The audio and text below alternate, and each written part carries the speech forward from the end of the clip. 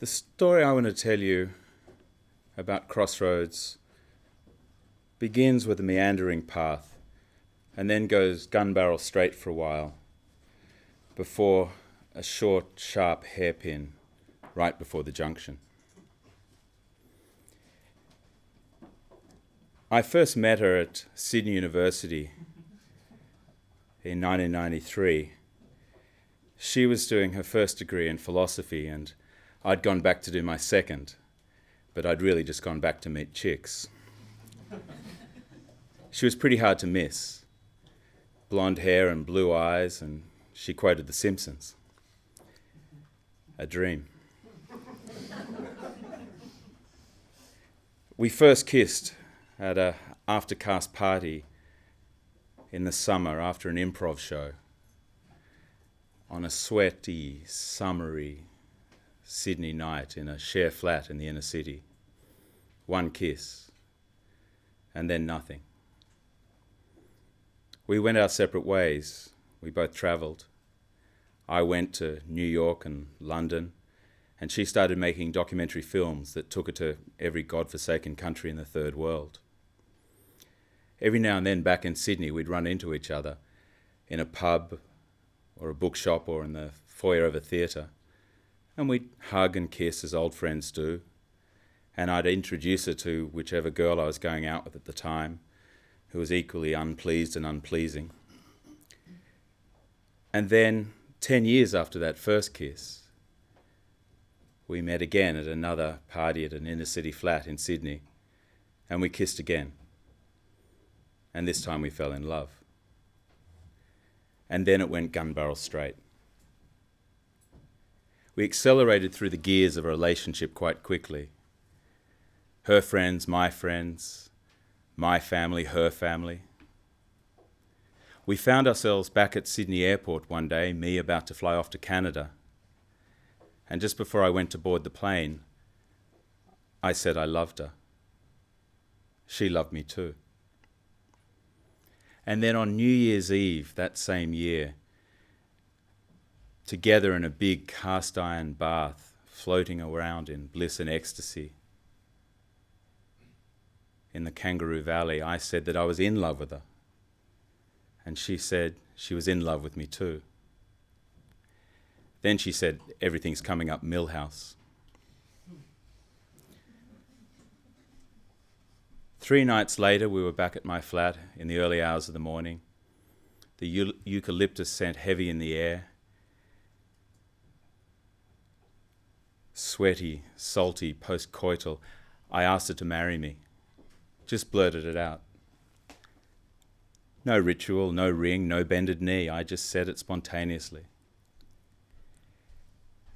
Did you just ask me what I think you asked me, she said. Yes, I said. Well, do you mean it? Yes, I do. Then yes, she said. And then the conversation ran away from us, like a driverless car this time. Wedding and honeymoon, house and garden, dogs and cats and kids. She couldn't have kids. She can't have kids. She never could have kids. We sat there in the small hours of the morning in the summer in Sydney, her with a sheet wrapped around herself, as she let me ask every question that I could think. IVF and egg donorship and all the way out to the very fringes of reproductive science, and with gentle and unpracticed answers, she told me no, she couldn't have children. Then she sat back, looked me in the eye, and said that she imagined for someone like me, childlessness would be a deal breaker,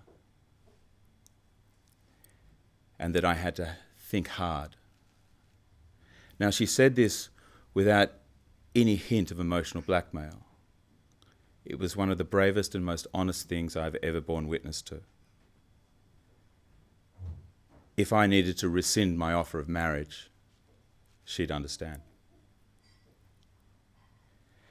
I went and sat on the sofa in the other room in the dark and waited for her to fall asleep.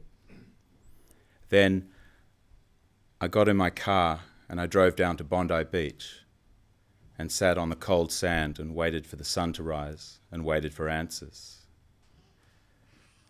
And two competing ideas conflicted in my mind. People like me get married. I'm an only son. Surely the family name has to go on. What about the biological imperative? Doesn't each of us have a duty to have our genetic code go into the future? But I'd never wanted to have children before this. Always assumed I would, but never wanted it. With all of the women I'd ever gone out with, I had never thought about that. And now I did.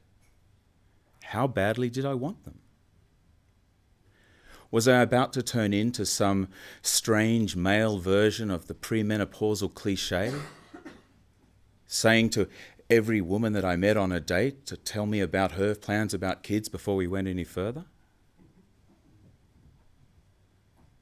And then as the sun came up and the surfers started to paddle out for morning waves, the answer came to me. You can't help who you fall in love with. Like a mantra, you can't help who you fall in love with. The cosmos would have to go on without my genetic code because I couldn't live a life without this beautiful woman. I got up, brushed off the sand, walked back up the beach, bought some orange juice and croissant and coffee, got back in my car and drove straight through the Sydney Crossroads and back to my fiancée. Thank you.